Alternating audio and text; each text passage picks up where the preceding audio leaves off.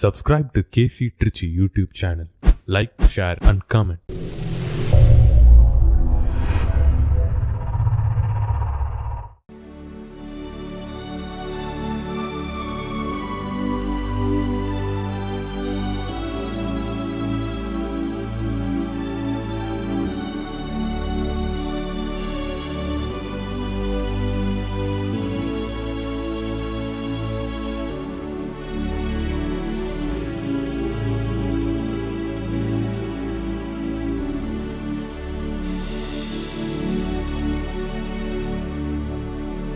நிலையான புகழுக்குரிய தூய இறை நற்கருணைக்கு எல்லா காலமும் தொழுகையும் புகழும் போற்றியும் மாட்சிமையும் உண்டாக கடவது. நிலையான புகழுக்குரிய தூய இறை நற்கருணைக்கு எல்லா காலமும் தொழுகையும் புகழும் போற்றியும் மாட்சிமையும் உண்டாக கடவது.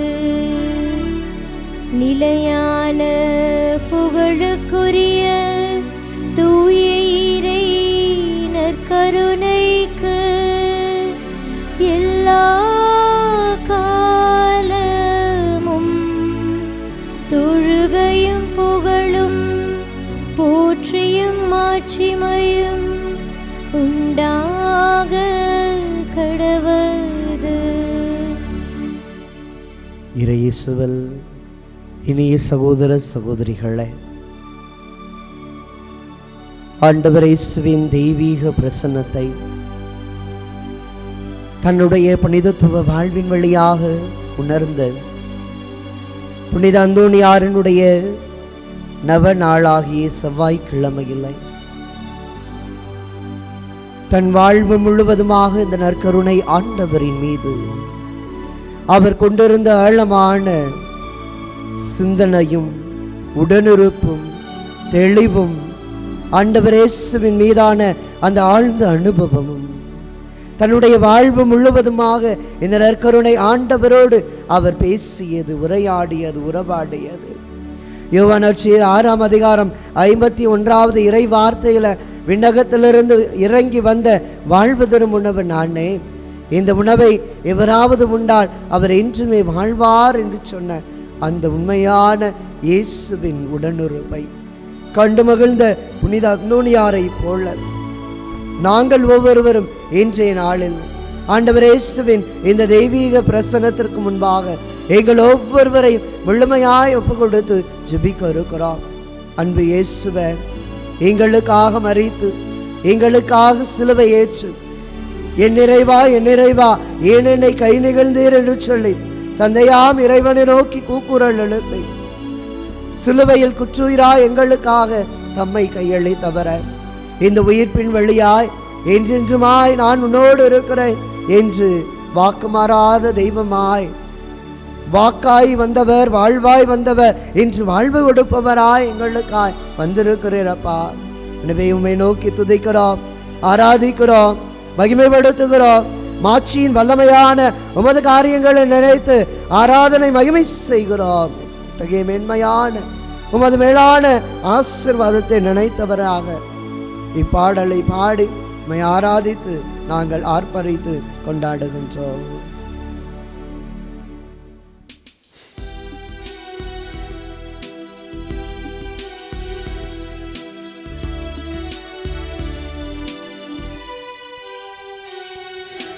அன்பு கூறுவே இன்னும் அதிகமாய் ஆராதிப்பே இன்னும் ஆர்வமாய்.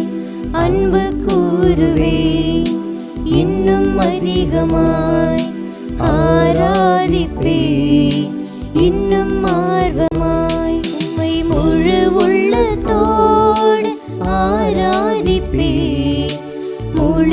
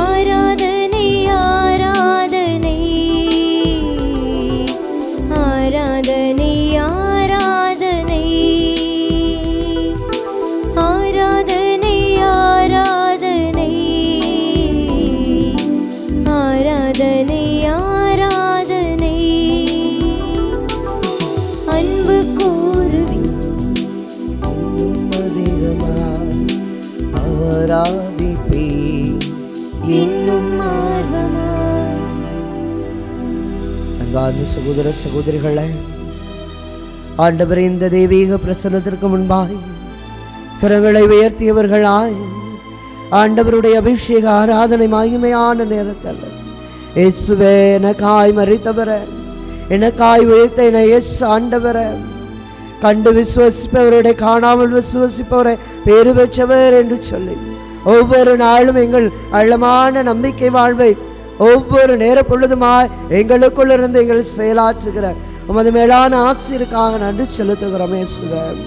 இன்று நாளும் கூட அப்பா நாங்கள் உம்மை முழுமையாய் நேசித்து அன்பு செய்து அரவணைத்து நீர் எங்களை பாதுகாப்பீர் என்ற நம்பிக்கையோடு ஜெபிக்கிறோம் அப்பா. எங்கள் ஒவ்வொருவரையும் நீர் சிறப்பாய் ஆசீர்வதியும் ஐயா. இன்றைய நாளில் நாங்கள் ஒவ்வொருவரும் உமது திருப்பாதத்தை அண்டி வருகிற வேளையில் நீர் எங்களோடு இருந்து எங்களை வழிநடத்த போகிற உமது ஆசீர்க்காய் நன்றி செலுத்துகிறோம். நாங்கள் போகிற பொழுதும் வருகிற பொழுதும் முன்னும் பின்னும் மேலும் கீழும் வளமும் இடமாயிருந்து எங்களை ஆசீர்வதிப்பதற்காய் நன்றி செலுத்துகிறோம். இயேசுவே நெருமையான வேளையில தகப்பனே நீர் எங்களோடு இருக்கிறீர் என்ற நம்பிக்கையோடு கேட்கிறோம் அப்பா. எங்கள் பிள்ளைகளை ஆசீர்வதியும், வீர குழந்தைகளை ஆசீர்வதியும், செய்கிற தொழிலை ஆசீர்வதியும். உம்மிடத்திலே ஒப்படைத்த அனைத்து விண்ணப்பங்கள் வேண்டுதல்கள் ஜெபங்கள் எல்லாவற்றையுமாய் நீர் கனிவோடு ஏற்று எங்களுக்கு தேவையான நேரங்களில் எல்லா ஆசீர்வாதங்களையும் வழங்குவீராக. இளம்பெண்களுக்கும் இளையோருக்கும் நல்ல திருமண வரணையும் வேலை வாய்ப்பையும் எதிர்பார்த்த நல்ல நலமான எதிர்கால வாழ்வையும் ஆண்டவரை நீர் கொடுக்குமாறு ஜெபிக்கிறோம் அப்பா. என்ன செய்வது எது செய்வதென்று தெரியாமல் ஒவ்வொரு நாளும் போராட்டத்தோடு வாழுகிற பிள்ளைகளை நீர் ஆசீர்வதியும் ஐயா. திருப்பாடல் 34:5 நாம் பார்ப்பது போல உடைந்த உள்ளத்தாருக்கு அருகில் ஆண்டவர் இருக்கிறார். அந்த உடைந்த நொறுங்கிய இதயத்தின் பக்கத்துல ஆண்டவரை நீர் இருந்து எங்களை ஆட்கொள்ளும்படியாய் செபிக்கிறோம் அப்பா. ஆட்கொள்ளும்படியாய் செபிக்கிறோம். உடல் நோய், உள்ள நோய், ஆன்ம நோய் எல்லாவற்றிலுமாக இருந்து நாங்கள் விடுதலை வாழ்வு பெற எங்கள் ஆன்மாவை சோதிக்கின்ற தடையாயிருக்கிற இடையூறாயிருக்கிற இடைஞ்சலாயிருக்கிற இன்னல்கள் அத்துணையுமாய் அகற்றுவீராக. நாங்கள் இருக்கின்ற பணி செய்கின்ற நாங்கள் ஒவ்வொரு நாளும் பயணிக்கின்ற இடங்களை சுற்றி உமது தூய ஆவியினுடைய அக்கினி முழுமையாய் இறங்குவதால் எவ்வித தீய சக்திகளும் ஆபத்துகளும் விபத்துகளும் தடைகளும் தடுமாற்றங்களும் எங்கள் வாழ்வில் வராத வண்ணமாய் நீரே கரம் பிடித்து வழி நடத்துவீராக. யோவான் 10:10 ஆடுகள் வாழ்வு பெறும் பொருட்டு நல்லாயனாய் வந்த இயேசுவே எங்களை நல்ல விதத்துல நலமான வாழ்வினை உமக்குரிய பிள்ளைகளாய் கீழ்ப்படிதல் உள்ள உம்மையே தேடுகிற உமக்கு குரலுக்கு செவிசாய்க்கிற மந்தைகளாக நாங்கள் என்று வாழ எங்களை ஆசீர்வதிப்பீராக. உமது ஆவியால் பிறப்பவர்கள், உமது ஆவியால் வளர்பவர்கள், உமது ஆவியால் நிரப்பப்படுபவர்கள், உமது ஆவியின் அக்கினியால் ஒவ்வொரு நாளும் தங்களை இணைத்துக் கொள்பவர்கள் தொடர்ந்து உமது அக்கினியான உமது இந்த தெய்வீக நற்கருணை பிரசனத்துல எங்களையே ஆட்கொண்டு எங்களையே முழுவதுமாய் நாங்கள் ஆட்கொள்ள செய்ய நீரே எங்களுக்கு வழிகாட்டுவீராக. அருங்குடை ஆவி ஆண்டவரே எங்களை நிரப்பு வாருமையா. எரிதனலாய் கனலாய் எங்களுள் பற்றி எறிய செய்யுமையா. உமது ஆவியின் கிருபை எங்களோடு இருக்கும் பட்சத்துல நாங்கள் ஒவ்வொருவரும் உமக்கு உரியவர்களாய் வாழ வளர தேவையான எல்லா வரங்களையும் எங்களுக்காய் பொழிந்தங்களை வழி நடத்தலும் எங்கள் ஜெபம் கேளும் நல்ல தந்தையே, ஆமேன். அருங்குடை நாயகரே என்னை ஆட்கொள்ளும் ஆவியரே தெய்வீக அண்ணலால் திவிட்டாத ஒள்ளியா என்னை இன்று நிரப்புமையா. நீ என்னை இன்று நிரப்புமையா. அபிஷேக ஆவியே என்னை இன்று நிரப்புமையா. வல்லமையின் ஆவியே எனக்குள்ளே மாறுமையா. ஜெபிப்போம். ஆண்புயர் கீதம் பாடி ஆவியின் அபிஷேக வல்லமையை நிறைவாய் பெறுவோம்.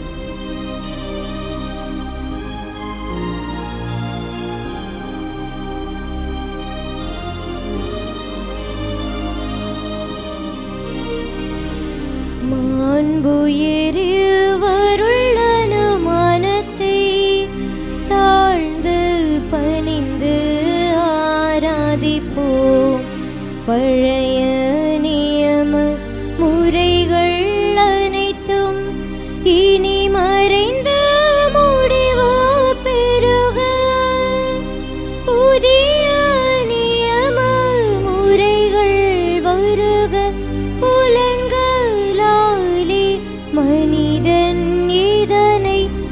அறிய இயலா குறையை நீக்க விசுவாசத்தின்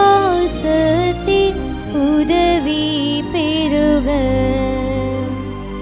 பிதாவர்க்கும் சுதனவர்க்கும் புகழ்ச்சியோடு வெற்றியார்க்கும் மீட்பின் பெருமை மகிமையோடு வலிமை வாழ்த்தையாவுமாக இருவரிடமாய் வருகின்றவரா தூய ஆவி ஆனவர்க்கும் அளவில்லாத சம புகழ்ச்சி இன்றுமே உண்டாகுக ஆமென். இனியன தேவன் வாழ்கவே. மன்றாடுவோமாக. இறைவா, இந்த வியப்புக்குரிய அருளடையாளத்திலே உமது பாடுகளின் நினைவை எங்களுக்கு விட்டு சென்றீர். உமது திருவுடல் திருரத்தம் ஆகியவற்றின் தூய மறைபொருளை வணங்கும் நாங்கள் உமது மீட்பின் வலனை இடைவிடாமல் துணர்ந்து மகிழ அருள்வீராக. என்றென்று வாழ்ந்து ஆட்சி செய்கின்றவர் நீரே. ஆமென்.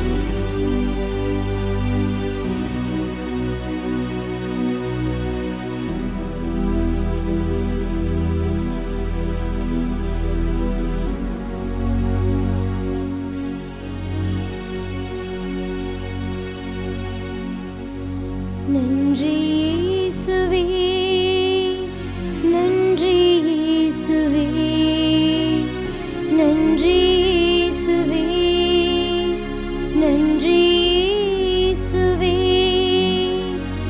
போற்றி இயேசுவே, போற்றி இயேசுவே, போற்றி இயேசுவே, போற்றி இயேசுவே. மரியே வாழ்க, மரியே வாழ்க, மரியே வாழ்க, மரியே வாழ்க.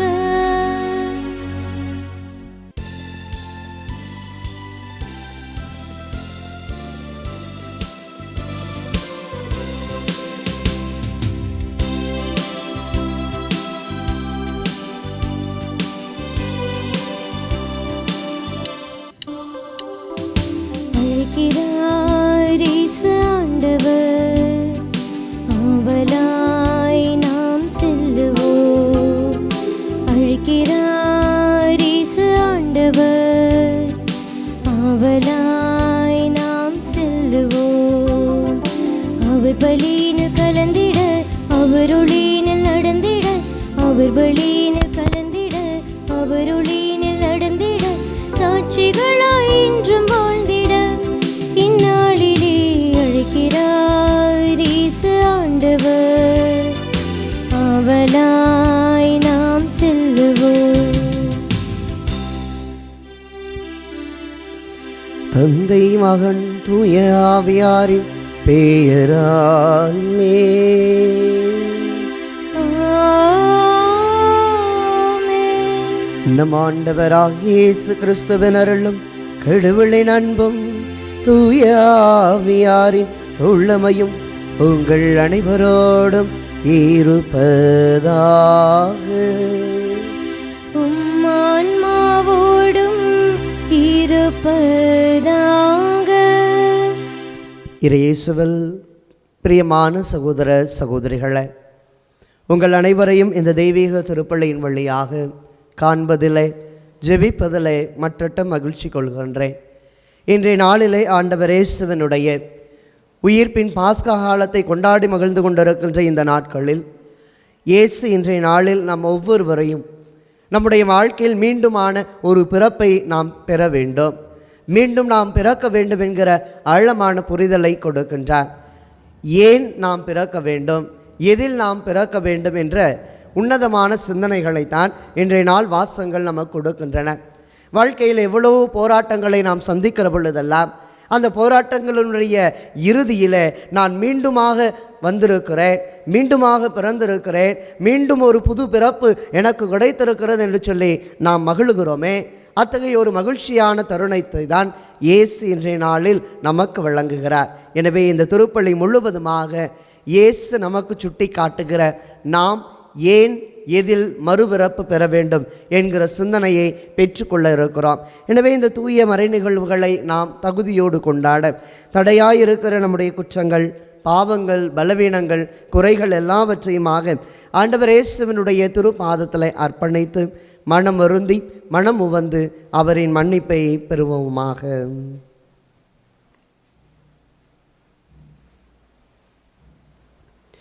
எல்லாம் வல்ல இறைவனிடமும் சகோதர சகோதரிகளே, உங்களிடமும் நான் பாவியென ஏற்றுக்கொள்கின்றேன். ஏனெனில் என் சிந்தனையாலும் சொல்லாலும் செயலாலும் கடமையில் தவறியதாலும் பாவங்கள் பல செய்தேன். என் பாவமே, என் பாவமே, என் பெரும் பாவமே. ஆகையால் இப்போதும் கன்னியான புனித மரியாவையும் வானதூதர் புனிதர் அனைவரையும் சகோதர சகோதரிகளே உங்களையும் நம் இறைவனாகிய ஆண்டவரிடம் எனக்காக வேண்டிக்கொள்ள மன்றாடுகின்றேன். எல்லாம் வல்ல இறைவன் நம் மீது இரக்கம் வைத்து நம் பாவங்களை மன்னித்து நம்மை நிலை வாழ்வு களைத்து செல்வாராக. ஆமென்.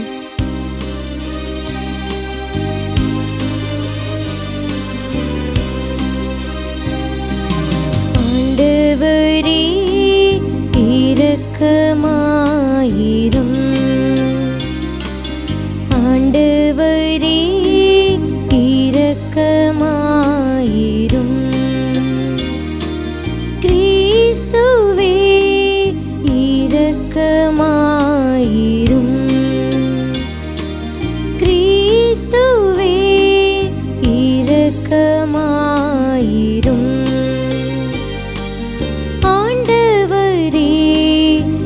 இரக்கமாயிரும். ஆண்டவரே இரக்கமாயிரும்.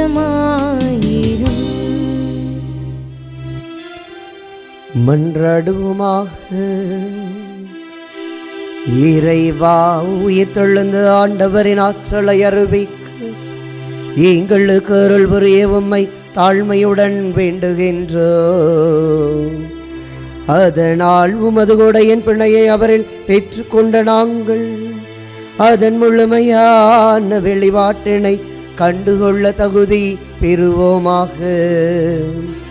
உம்மோடு தூய ஆவியாரின் ஒன்று ஒரே இறைவனாய் என்றென்றும் வாழ்ந்து ஆட்சி செய்கின்றவர் வழியாக உம்மை மன்றாடுகின்றோம்.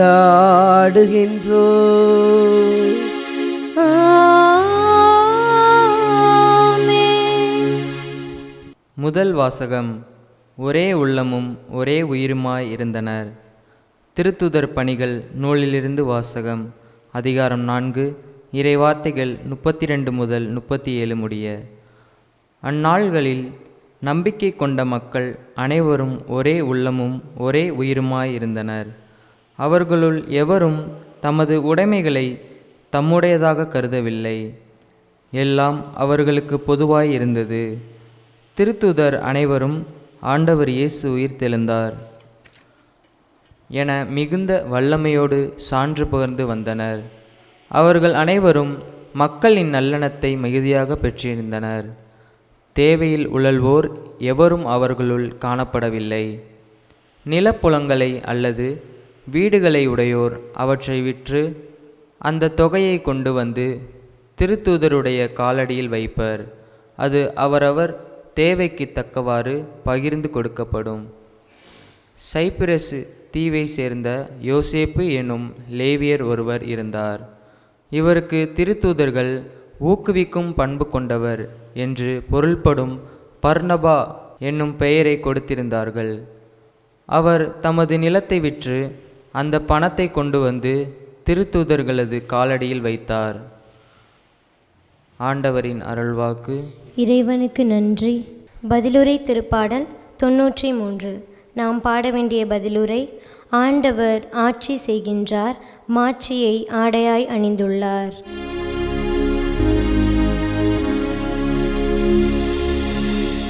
ஆண்டவர் ஆட்சி செய்கின்றார், மாட்சியை ஆடையாய் அணிந்துள்ளார். ஆண்டவர் ஆட்சி செய்கின்றார், மாட்சியை ஆடையாய் அணிந்துள்ளார். ஆண்டவர் ஆட்சி செய்கின்றார், அவர் மாட்சியை ஆடையாய் அணிந்துள்ளார். ஆண்டவர் வல்லமையை கச்சையாக கொண்டுள்ளார். ஆண்டவர் ஆட்சி செய்கின்றார், மாட்சியை ஆடையாய் அணிந்துள்ளார். பூவுலகை அவர் நிலைப்படுத்தினார், அது அசைவுறாத. உமது அரியணை தொடக்கத்திலிருந்தே நிலை பெற்றுள்ளது. நீர் தொன்று தொட்டி நிலைத்துள்ளே. ஆண்டவர் ஆட்சி செய்கின்றார், மாட்சியை ஆடையாய் அணிந்துள்ளார். உம்முடைய ஒழுங்குமுறைகள் மிகவும் உறுதியானவை. ஆண்டவரே,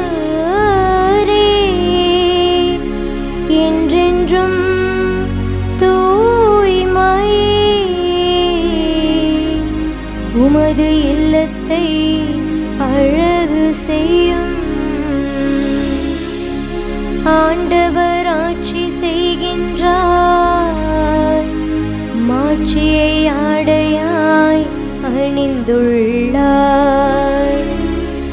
ஆண்டவர் ஆட்சி செய்கின்றார், மாட்சியை ஆடையாய் அணிந்துள்ளார்.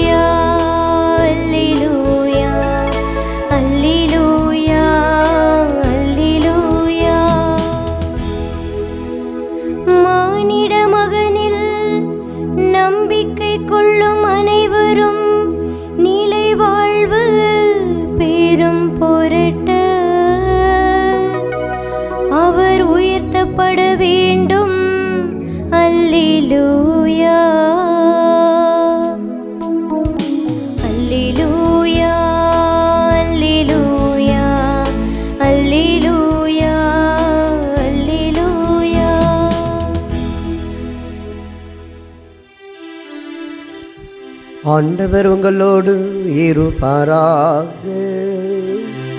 உம்மான்மாவோடும் இருப்பாராக. யோவான் எழுதிய தூய நற்செய்தியிலிருந்து வாசகம். ஆண்டவரே,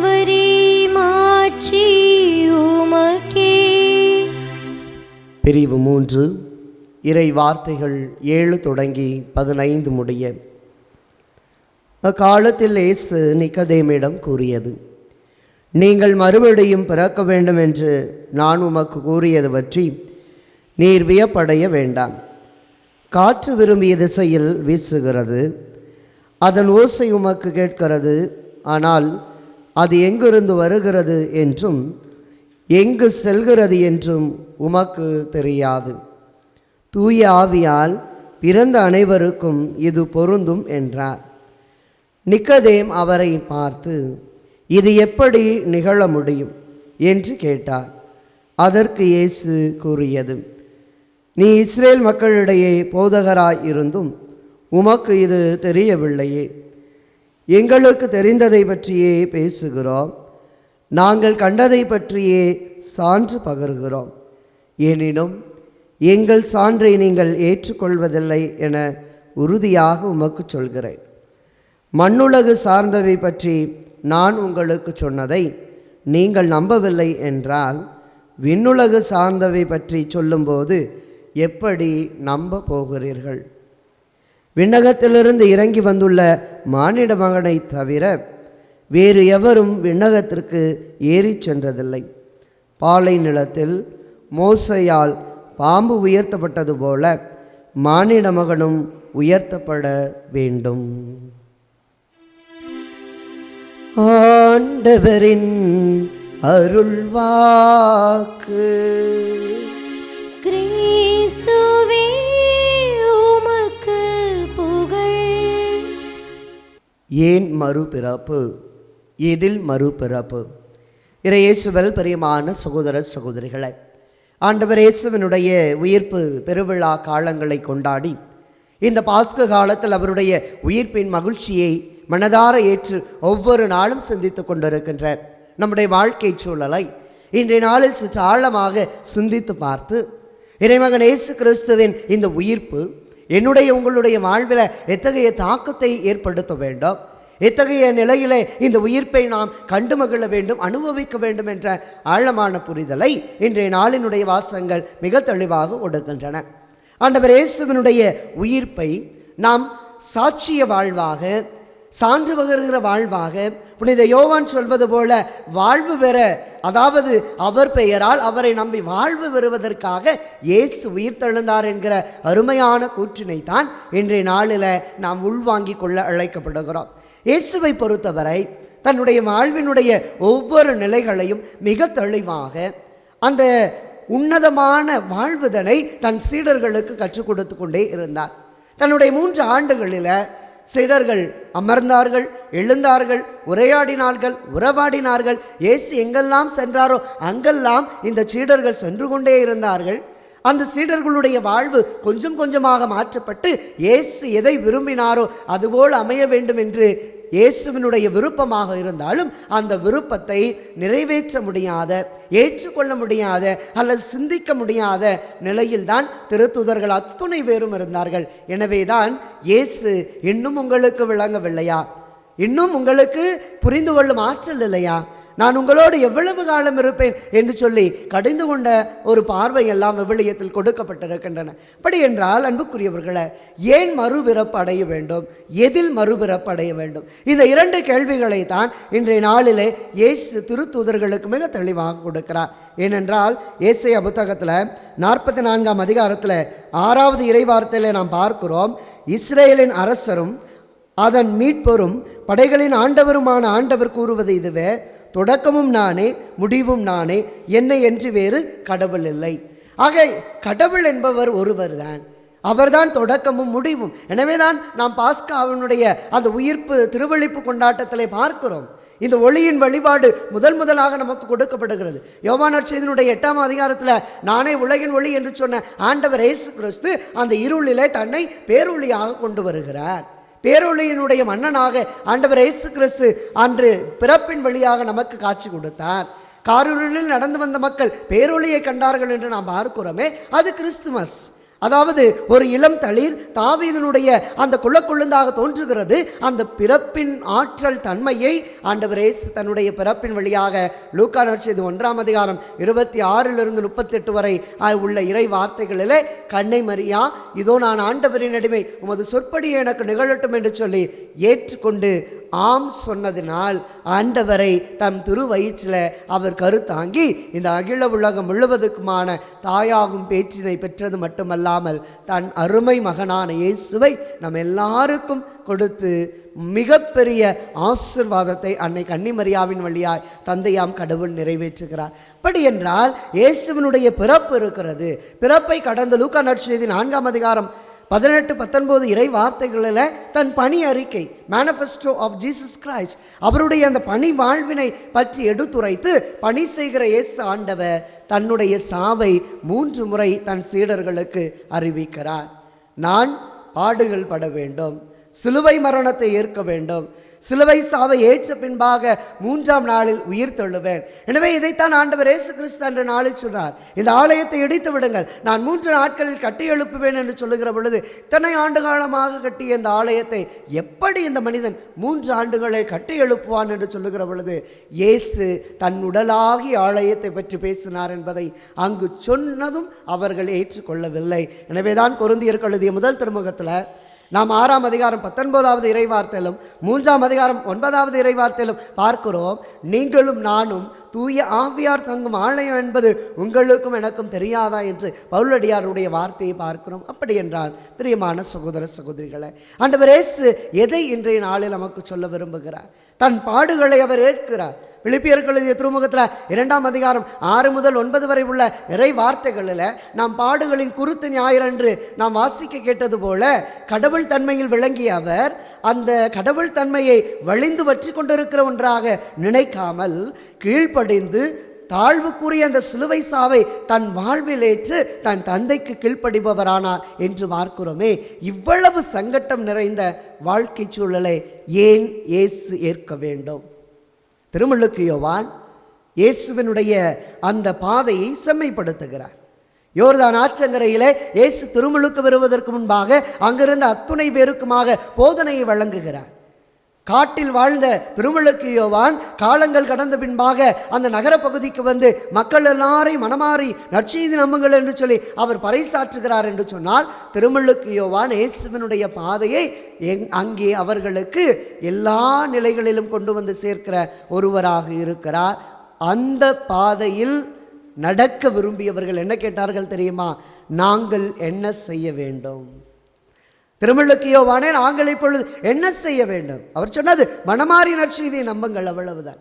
ஆக இதோ கடவுளின் செம்மறி. யோவான் நற்செய்தியாளர் சொல்வது போல திருமுழுக்கு யோவான் எப்படி இயேசுவை சுட்டி காட்டினார்? இதோ இறைவனின் செம்மறி. அதைத்தான் இந்த திருப்பலியினுடைய இறுதியிலே கரங்களிலே அப்பத்தையும் ரசத்தையும் சாதாரண அப்ப ரசங்களை ஆண்டவர் இயேசுவின் திருவுடலாகும் திருரத்தமாய் மாற்றிய பின்பாக இதோ இறைவனின் செம்மறி என்றுதான் இயேசுவை ஒவ்வொரு அருள் பணியாளரும் கொடுக்கின்றோம். அப்படி என்றால் இந்த செம்மறியானவர் நம் உள்ளத்தில் வருகிறார் என்று சொன்னால், அவர் இன்றைய நாளில் நிக்கதேமுக்கு முன்பாக பேசுகிற பொழுது சொன்ன வார்த்தை நமக்கும் பொருந்தும். நீங்கள் மறுபிறப்பு, அதாவது மீண்டும் பிறக்க வேண்டும் என்ற சிந்தனையை இயேசு கொடுக்கிறார் என்றால் அதை இன்னும் ஆழமாகவே நாம் யோசித்து பார்க்க வேண்டும். அன்புக்குரியவர்களே, அண்மையில் என்னுடைய முகநூல் பக்கத்தில் வழக்கமாக வீடியோக்கள், பல்வேறு விதமான வீடியோக்களை பார்ப்பது உண்டு. அதில் ஒரு பேருந்தில் பயணம் செய்கிற ஒரு பெண்மணி தன்னுடைய அந்த வழித்தடம் வருகின்ற வேளையில் இறங்க வேண்டும் என்று வேகமாக நடந்து வருகிறார். அந்த பேருந்தினுடைய வேகத்தின் தாக்கம் காரணமாக அந்த பெண் படிக்கட்டில் உருண்டு போகிற நிலையில் அங்கே போகிறார். மிக லாபகமாக அந்த நடத்துனர் அந்த பெண்ணின் முடியை பிடித்து தூக்கி விடுகிறார். இல்லை என்றால் அவர் அன்றே இறந்திருப்பார். இந்த ஒரு வீடியோ வைரல் ஆகி கொண்டுதான் இருந்தன. எனவே அந்த பெண் அப்பொழுது நினைத்தால், நான் மீண்டும் பிறந்து விட்டேன் என்று சொல்லி. ஆக அன்றைய நாளிலே அந்த நடத்துனர் அந்த பெண்மணியை இந்த விழுகிற நேரத்தில் பிடிக்கவில்லை என்று சொன்னால் அந்த பேருந்தினுடைய டயர்களில் சிக்கி அவர் அன்று இறந்து போயிருப்பார். ஆனால் அந்த பெண்மணி நினைத்திருப்பார், எனக்கு கடவுள் மீண்டும் ஒரு பிறப்பை கொடுத்திருக்கிறார் என்று சொல்லி. அண்மையிலே கொரோனா பெருந்தொற்று காலத்தில் எத்தனையோ மனிதர்கள் இதை சொன்னார்கள். எனக்கு அறிமுகமான ஒரு 3 அருள் பணியாளர்களை நான் எல்லாம் ஒரு சகஜ நிலைக்கு வந்த பின்பாக அவர்களை சந்தித்து பேசிக் கொண்டிருந்த பொழுது அவர்கள் சொன்னார்கள், God has given a new life for me.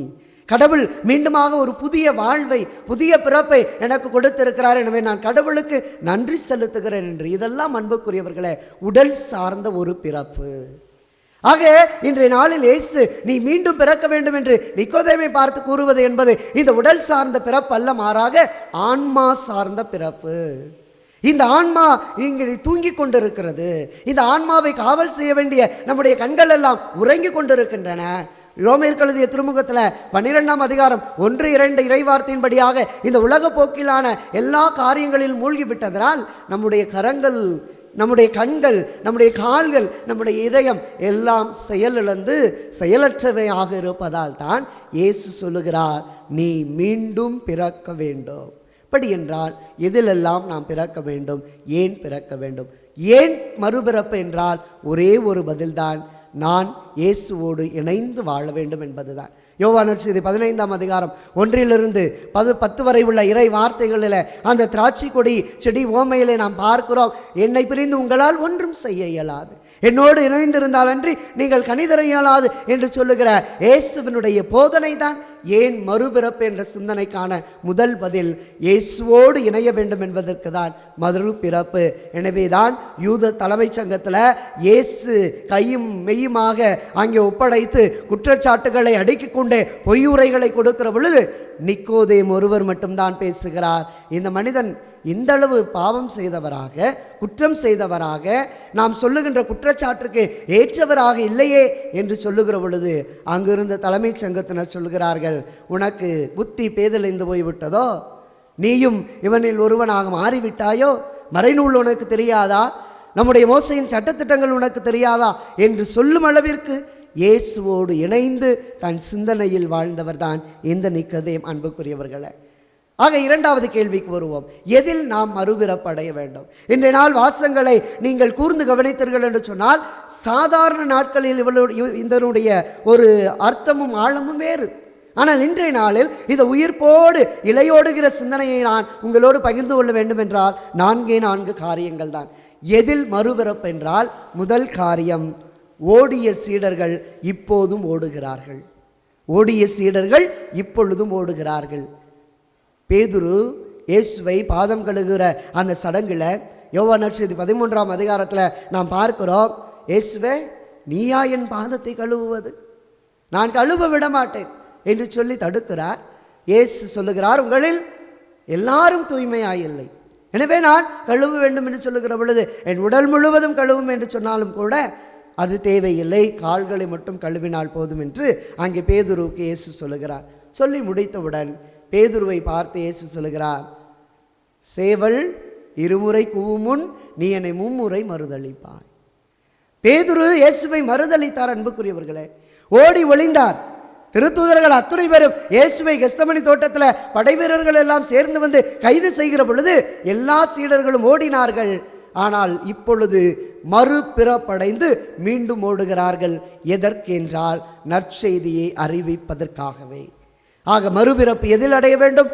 ஓடியவர்கள் இப்போது மீண்டும் ஓட தொடங்குகிறார்கள். நாம் பார்க்கிறோம் திருத்தூதர் பணிகள் நூலில் 2ஆம் அதிகாரத்தில் பெந்தகோஸ்து பெருவிழா நாளில் எல்லாருடைய மேலும் அந்த பிளவுற்ற நாவுகள் இறங்கி வருகிற பொழுது எல்லாரும் புத்துயிர் பெறுகிறார்களே, அதுதான் மறுபிறப்பு.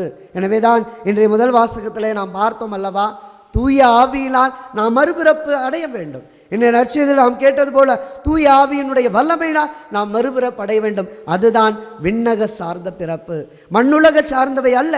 தூய ஆவியால் பிறந்தவர்கள் தான் விண்ணுலகை சார்ந்த பிறப்பாக கருதப்படுகிறார்கள், அறியப்படுகிறார்கள். எனவே முதலாக சீடர்கள் இயேசுவை விட்டு ஓடினார்கள். மறுபிறப்பு என்பது இயேசுவுக்காக ஓடுகிற நிலை. இரண்டாவது சிந்தனை, தேடினார்கள், இப்போதும் தேடுதல் நிகழ்த்துகிறார்கள். தேடினார்கள், இப்பொழுதும் தேட தொடங்குகிறார்கள்.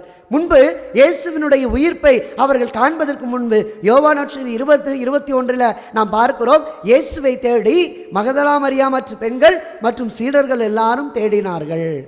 மத்தேயு நற்செய்தி 7:7 பார்க்கிறோம், தேடுங்கள் நீங்கள் கண்டடைவீர்கள். ஆனால் இயேசுவை தேடிச் சென்றவர்கள் இயேசுவை காண முடியவில்லை. கல்லறையின் கல் அகற்றப்பட்டது. வானதூதர்கள் அங்கே இருந்தார்கள். மகதலா மரியாவுக்கு இயேசு தோட்டக்காரரை போல முதலில் தென்படுகிறார். ரபுனி என்று சொல்லி தன் போதகரை கண்டுகொள்ளுகிறார். ஆக முன்னால் இயேசு எங்கே இருக்கிறார் என்று தேடினார்கள்.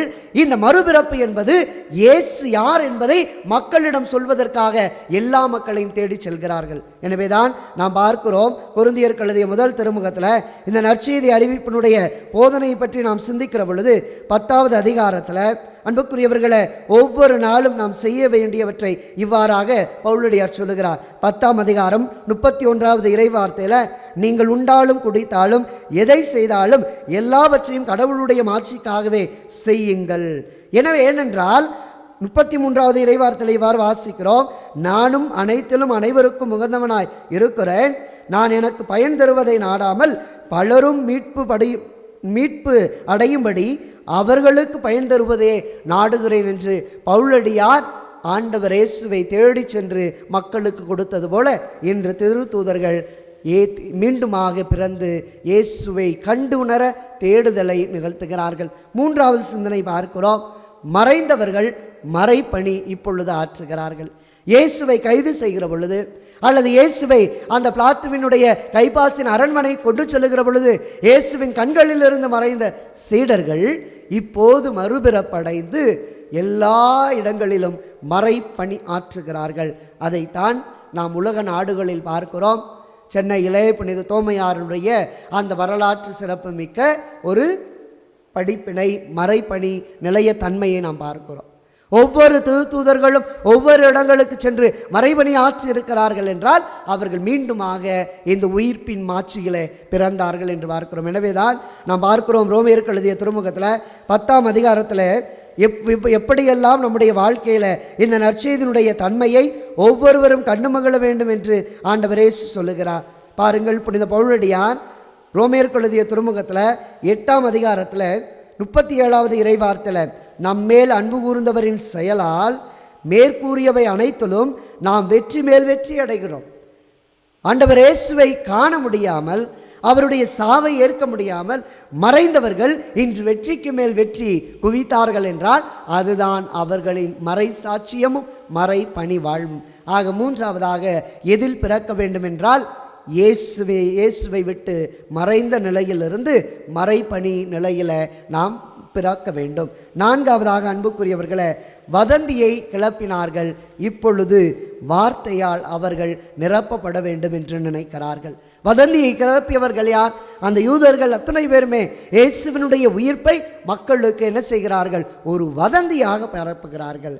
இயேசு உயிர்க்கவில்லை, அவருடைய சீடர்கள் எல்லாம் அவரை எடுத்துக்கொண்டு போய்விட்டார்கள் என்று சொல்லுகின்ற அந்த நிலையிலிருந்து மடிந்து மீண்டும் பிறப்பு என்னவென்றால் வார்த்தையால் எல்லா திருத்தூதர்களும் அந்த வதந்தியை நீக்குகிறார்கள், போக்குகிறார்கள். இதைத்தான் நாம் திருத்தூதர் பணிகள் நூலில் 3வது அதிகாரத்தில் பேதுருவும் மற்ற சீடர்களும் அந்த எருசலேம் ஆலயத்தினுடைய அழகு வாயிலிலே நடந்து வருகிற பொழுது பேதுருவை பார்த்து அந்த மனிதன் கேட்கிறான், பிச்சை எடுக்கிறான், எனக்கு ஏதாவது கூடும் என்று சொல்லுகிற பொழுது பேதுரு இவ்வாறு பதில் சொல்லுகிறார். 3ஆம் அதிகாரம் 6வது இறை வார்த்தையில், பேதுரு அவரிடம், வெள்ளியும் பொன்னும் என்னிடம் இல்லை, என்னிடம் உள்ளதை உமக்கு கொடுக்கிறேன், நாசரேத்து இயேசுவின் பெயரால் எழுந்து நடந்துடு. இதுதான் அன்புக்குரியவர்களை வார்த்தையால் நிரப்புகிற மீண்டுமான ஒரு புது பிறப்பு. எல்லா சீடர்களும் வதந்தியை வாழ்வாக்க நினைத்த யூதர்களுக்கு மத்தியில் மீண்டும் பிறந்து வார்த்தையால் எல்லா மக்களையும் வழிநடத்தி வாக்கான இயேசுவை தங்கள் வாழ்வாக்க அவர்கள் போராடினார்கள் என்பதை பார்க்கிறோம். சிந்திப்போம். கடைசியாக பயந்தவர்கள் இப்போது துணிவோடு போதிக்கிறார்கள். பயந்தவர்கள் துணிவோடு போதிக்கிறார்கள் என்பதுதான் மறுபிறப்பு. எல்லா சீடர்களும் பயந்தார்கள், ஓடி ஒளிந்தார்கள். எங்கே எங்களை கொலை செய்து விடுவார்களோ என்று நினைத்தார்கள், எங்கே எங்களை சிறையில் அடைத்து விடுவார்களோ நினைத்தார்கள். ஆனால் பயந்த சீடர்கள் அத்துணை பேரும் இப்போது துணிவோடு புறப்பட்டு சென்று போதனை வழங்குகிறார்கள் என்றால் அது எப்படி நிகழ்ந்தது? அதுதான் இயேசுவின் உயிர்ப்பின் மாட்சியில் மீண்டுமான பிறப்பு. ஆக இவ்வளவு காரியங்கள் இன்றைய நாளில் மறுபிறப்பாக அமைய வேண்டும் என்று நாம் சிந்திக்கிறோம் என்றால் இது எப்படி நிகழும்? 3 வழிகள் தான். முதல் வழி என்னவென்றால் இயேசுவுக்காய் நான் வாழ்தல். இயேசுவுக்காய் நான் வாழ வேண்டும் என்று நினைப்பதுதான் முதல் சிந்தனை. என்ன நடந்தாலும், வாட் மே கம், எந்த ஒரு காரியம் என்னுடைய வாழ்க்கையில் வந்தாலும் என் இயேசுவுக்காக நான் வாழுகிறேன் என்பதுதான் முதல் சிந்தனை, முதல் வழிமுறை. இரண்டாவதாக, அந்த வாழ வேண்டும் என்று நினைப்பது மட்டுமல்ல, வாழ்வை கொடுப்பவரை உறுதியாய் நம்ப வேண்டும். ரோமேயருக்கு எழுதிய திருமுகத்தில் 10ஆம் அதிகாரம் 19வது இறைவார்த்தையில் உள்ளுர நம்பினால் நீங்கள் மீட்பு பெறுவீர்கள். ஆக வாழ்வு கொடுத்த வார்த்தையான இயேசுவை முழுமையாய் நம்புதல். கடைசியாக அன்புக்குரியவர்களே, நம்புவது மட்டுமல்ல, துணையோடு செல்ல வேண்டும். அது ஆண்டவரின் துணையோடு செல்ல வேண்டும். பிலிப்பியருக்கு எழுதிய திருமுகம் 4ஆம் அதிகாரம் 13வது இறை வார்த்தையில் எனக்கு வலுவூட்டுகிறவரின் துணை கொண்டு எதையும் செய்ய எனக்கு ஆற்றல் உண்டு என்ற பவுலடியாருடைய வார்த்தை கேட்ப துணிந்து போகிற பொழுது துணையாளராம் தூய ஆவியானவர் என்றும் நம்மோடு இருந்து நம்மை ஆசிர்வதிக்கிறார் என்கிற மாபெரும் மறுபிறப்பை தான் இயேசு ஆண்டவர் என்று கற்றுக் கொடுக்கிறார். இதைத்தான் இன்றைய பதிலுரை பாடலில் நாம் பார்க்கிறோம். இன்றைய நற்செய்தியின் வாழ்த்தொழில யோவான் நற்செய்தி 3:15 இவ்வாறு இயேசு ஆண்டவர் சொல்லுகிறார், மானிட மகனில் நம்பிக்கை கொள்ளும் அனைவரும் நிலை வாழ்வு பெறும் பொருட்டு அவர் உயர்த்தப்பட வேண்டும். இந்த உயர்த்தப்படுதல் தான் இந்த மண்ணகத்திலிருந்து விண்ணகத்திற்கு ஏறி சென்றவர் இயேசு ஒருவரை தவிர வேறு யாரும் இல்லை என்ற உன்னதமான உயிர்ப்பின் செய்தியை நமக்கு வழங்குகிறது. எனவே சிந்திப்போம். ஏன் மறுபிறப்படைய வேண்டும்? அது கிறிஸ்துவோடு இணைந்து வாழ்வதற்காக. எதில் மறுபிறப்படைய வேண்டும்? இயேசு கற்றுக் கொடுத்த எல்லாவற்றிலும் மறுபிறப்படைந்து இயேசுவின் சிலத்துவ வாழ்வில் நீங்களும் நானும் ஒருவராக மாற தொடர்ந்து இந்த திருப்பலியிலே மன்றாடுவோம். ஆமேன்.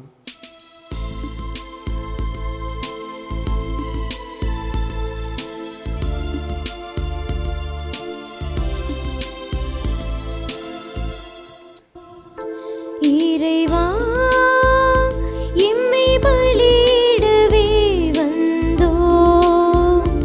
எங்கள் உள்ள கரைகளை நீக்கி எம்மை அன்பில் வாழ செய்யும். இறைவா,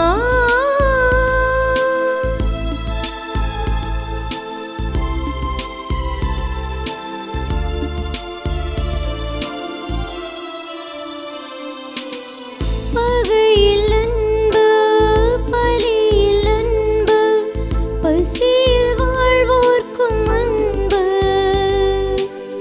வாழ்வில் அன்பு, தாழ்வில் அன்பு, பரிவு கொள்வதும் அன்பு.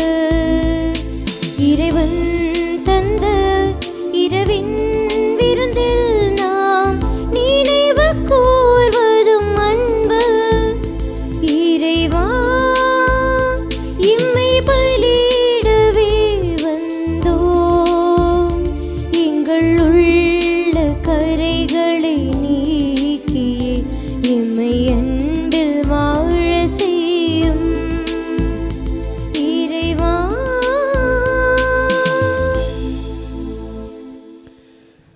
அன்பார்ந்தவர்களே, என்னுடையதும் உங்களுடையதுமான பலி எல்லாம் வல்ல தந்தையாக இறைவனுக்கு ஏற்றதாகும்படி மன்றாடுங்கள். ஆண்டவர் தமது பெயரின் புகழ்ச்சிக்காகவும் மாட்சிக்காகவும் நமது நன்மைக்காகவும் புனித திரு அவை அனைத்தின் நலனுக்காகவும் உமது கையிலிருந்து இப்பலியை ஏற்றுக்கொள்வாராக. ஆண்டவரே, பாஸ்கா மறை நிகழ்வுகள் வழியாக எங்களை என்று மக்களிக்கச் செய்திட உம்மை வேண்டுகின்றோம்.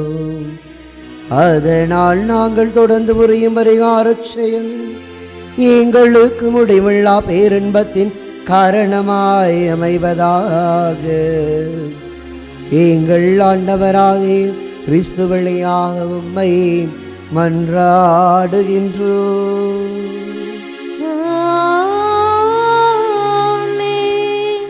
ஆண்டவர் உங்களோடு இருப்பாராக. உம்மான்மாவோடும் இருப்பாராக. இதயங்களை மேலே எழுப்புங்கள். ஆண்டவரிடம் எழுப்பியுள்ளோம். நம் இறைவனாகிய ஆண்டவருக்கு நன்றி பாடுவோம். அது தகுதியும் நீதியும் ஆனதே. ஆண்டவரே, காலத்திலும் உம்மை புகழ்ந்துரைப்பதும் எல்லாவற்றுக்கும் மேலாக எங்கள் மாஸ்காவாகிய கிறிஸ்து வழியான இச்சிறப்பான காலத்தில் உம்மை என்னும் மிகுதியாக வாழ்த்தி போற்றுவதும் மெய்யாகவே தகுதியும் நீதியுமாகும் எங்கள் கடமையும் மீட்புக்குரிய செயலுமாகும். கிறிஸ்து எங்களுக்காக இன்னும் தொடர்ந்து தம்மையே கையளித்து உமது திருமுன் இடையராது பரிந்து வீசி எங்களை பாதுகாத்து பராமரித்து வருகின்றார். பலியான அவர் இனிமேல் சாக மாட்டார். கொலை செய்யப்பட்ட அவர் என்றென்றும் வாழுகின்றார். ஆகவே மாஸ்கா மகிழ்ச்சி பொங்க அனைத்துலகரின் மாந்தர் அனைவரும் அக்களித்து உம்மை போற்றுகின்றனர். நாங்களும் ஒன்றிணைந்து உமது மாட்சியை புகழ்ந்தேத்தி அக்களித்து ஆர்ப்பரித்து ஒரே குரலாய் இணைந்து பாடுவதாவது.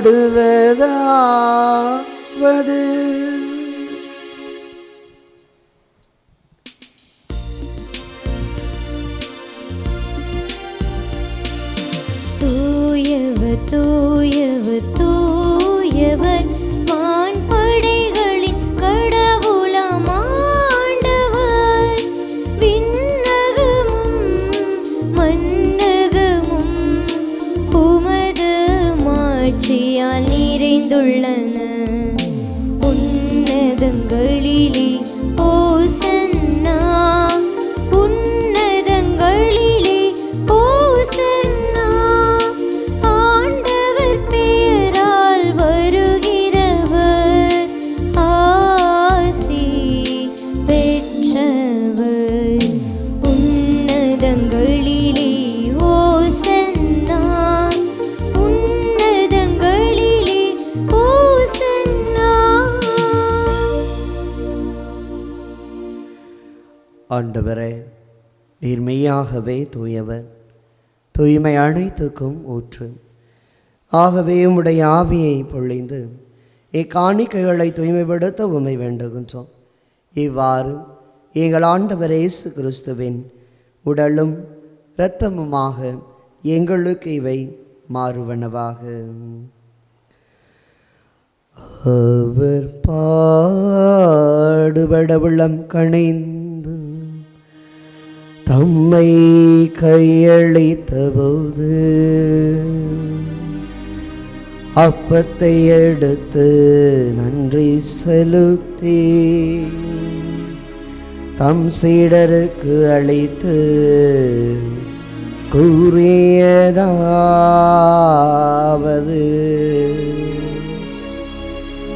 அனைவரும் இதிலிருந்து பெற்று உண்ணுங்கள்,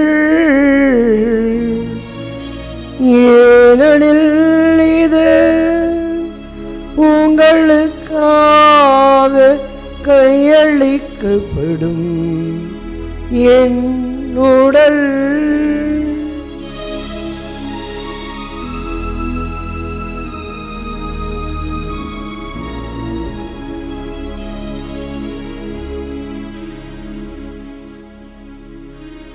அவ்வண்ணமே இரவு பெயருந்தை அருந்திய பின் கிண்ணத்தையும் அடுத்து மீண்டும் உமக்கு நன்றி கூறி தம் சீடர்களுக்கு அளித்து அவர் கூறியதாவது,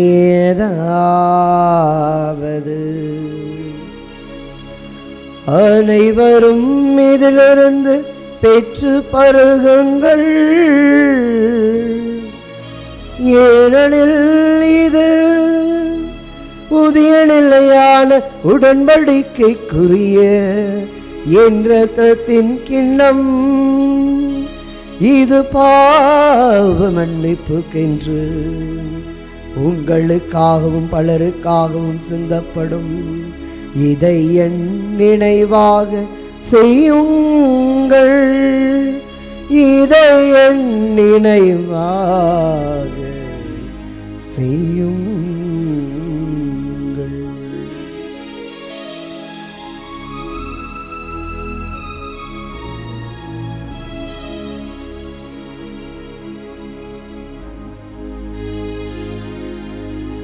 நம்பிக்கையின் மறை பொருள்.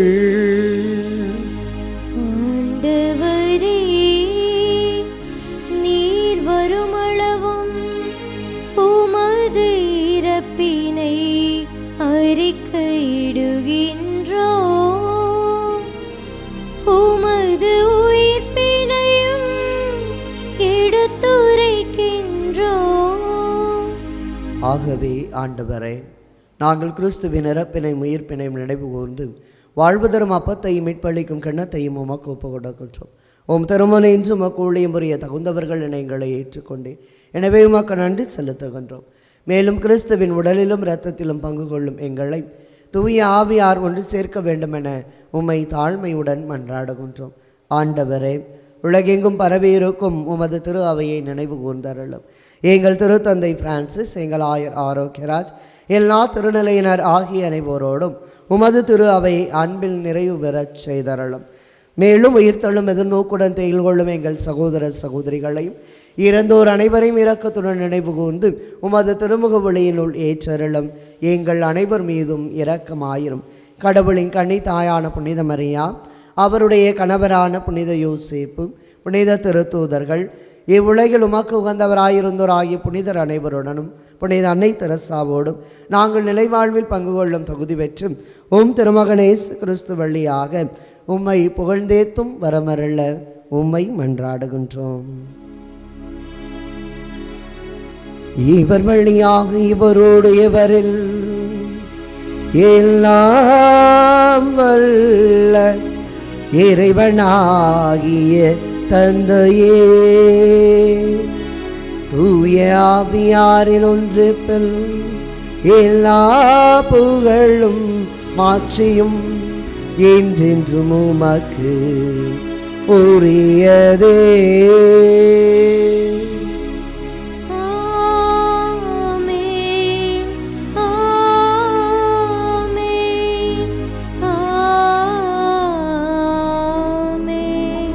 மறுபிறப்படைந்து உயிர்ப்பின் மாட்சியின் மக்களாய் என்றும் வாழ இயேசு கற்றுக் கொடுத்தவாறு இறை தந்தை நோக்கி மன்றாடுவோ.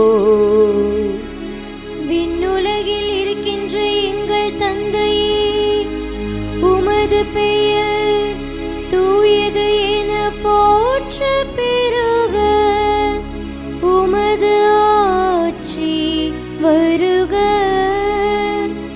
உமது திருவுளம் விண்ணுலகில் நிறைவேறுவது போல மண்ணுலகிலும் நிறைவேறுக. எங்கள் அன்றாட உணவை இன்று எங்களுக்கு தாரும். எங்களுக்கு எதிராக குற்றம் செய்வோரை நாங்கள் மன்னிப்பது போல எங்கள் குற்றங்களை மன்னியும். எங்களை சோதனைக்கு உட்படுத்தாதேயும், தீமையிலிருந்து எங்களை விடுவித்தருளும். ஆண்டவரே, தீமை அனைத்திலிருந்தும் எங்களை விடுவித்து எங்கள் வாழ்நாளில் அமைதியை கனிவுடன் அருளவும் மன்றாடுகின்றோ. உமது இரக்கத்தின் உதவியால் நாங்கள் பாவத்திலிருந்து எப்போதும் விடுதலை பெற்று யாதொரு கலக்கமும் இன்றி நலமாயிருப்போமாக. நாங்கள் எதிர்நோக்கி இருக்கும் பேரின்பத்துக்காகவும் மீட்பராகிய இயேசு கிறிஸ்துவின் வருகைக்காகவும் காத்திருக்கின்றோ.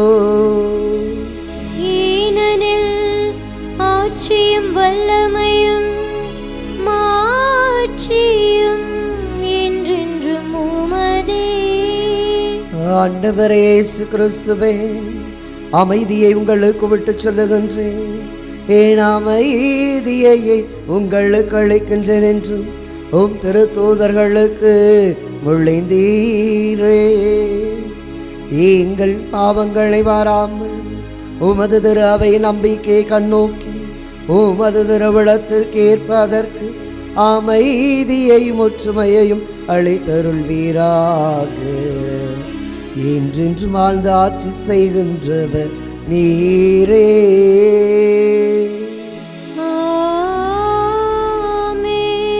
ஆண்டவருடைய அமைதி உங்களோடு என்றும் இருப்பதாக. உம்மான்மாவோடும் இருப்பதாக. ஒருவருக்கொருவர் உறவின் வாழ்த்தை அறிவித்து மகிழ்வோம்.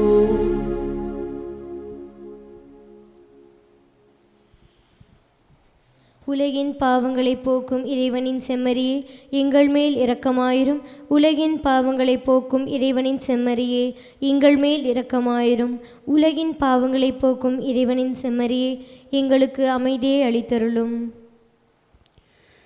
இதோ இறைவனின் செம்மறி, இதோ உலகின் பாவங்களை போக்குவதற்காக வந்தவர். ஓடியவர்கள், பயந்தவர்கள், மறைந்தவர்கள், ஒளிந்தவர்கள் என்று தங்கள் பிறப்பினுடைய மகத்துவத்தை இழந்த சீடர்கள் இணைவது, நம்புவது, சான்று பகர்வது, துணிவோடு பயணிப்பது என்று வாழ மறுபிறப்பளித்த இயேசு ஆண்டவர் இவர்தான். இவருடைய இந்த விருந்திற்கு அழைக்கப்பட்டுள்ள நாம் ஒவ்வொருவரும் பேறு பெற்றோர். ஆண்டவரே, நீர் என்னிடத்தில் எழுந்தருள நான் தகுதியற்றவள். ஆனால் ஒரு வார்த்தை மட்டும் சொல்லியருளும், எனது ஆன்மா நலமடையும். ஆசை திருவிருந்துக்கான மன்றாட்டு. ஆண்டவரே, நீர் என் இல்லத்தில் எழுந்தருள நான் தகுதியற்றவன். ஆனால் ஒரு வார்த்தை மட்டும் சொல்லியருளும் என்று நூற்றுவர் தலைவன் ஜெபித்தது போல நாங்களும் இப்போது உம் திருப்பாதம் பணிந்து வேண்டுகிறோம். இனிய இயேசுவே, நாங்கள் தகுதியற்றவர்களாய் இருந்தாலும் எங்கள் தகுதியின்மையை பாராமல் நீர் எங்கள் உள்ளங்களில் எழுந்து வாரும். உம் அன்பிலும் அருளிலும் நாங்கள் நிலைத்திருக்க எம்முள் எழுந்து வாரும். உம் பிள்ளைகளாக, உயிருள்ள உண்மை சாட்சிகளாக, உமது நற்செய்தின்படி வாழ்பவர்களாக எங்களை உருமாற்ற வாரும். தந்தையின் திருவுளப்படி வாழ்ந்திட எங்களுக்கு துணை புரிந்திட வாரும். நன்மை செய்வதில் ஆர்வமுள்ளவர்களாய், தீமைகள் அனைத்திலிருந்தும் விடுதலை பெற்றவர்களாய் வாழவும் எங்களை வழிநடத்த வாரும். எல்லா நலன்களும் வளங்களும் எங்களை நிரப்ப வாரும். ஆமேன். நன்றி கூறி மன்றாடுவோமாக. ஆண்டவரை, நாங்கள் புரியும் வேண்டுதல்களுக்கு கனிவோடு நேர் செவி சாய்த்தருளும்.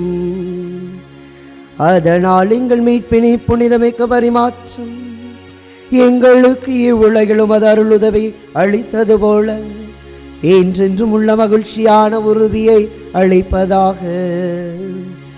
எங்கள் ஆண்டவராகிய கிறிஸ்து வழியாக உம்மை மன்றாடுகின்றோம்.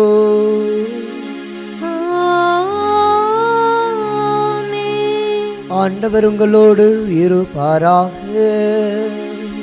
உம் ஆன்மாவோடும் இருப்பாராக.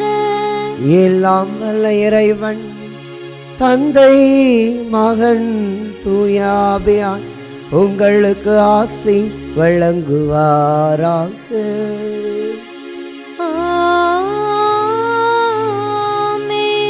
மறுபிறப்படைந்து உயிர்ப்பின் மாட்சி கண்டு மகிழ சென்று வாருங்கள். திருப்பலி நிறைவேறிற்று.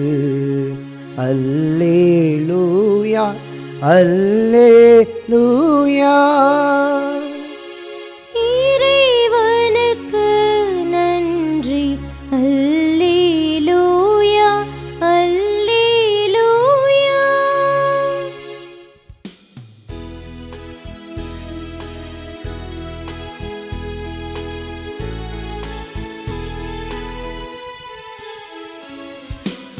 இருளே சூழ்ந்திடும் போதே உதய தாரை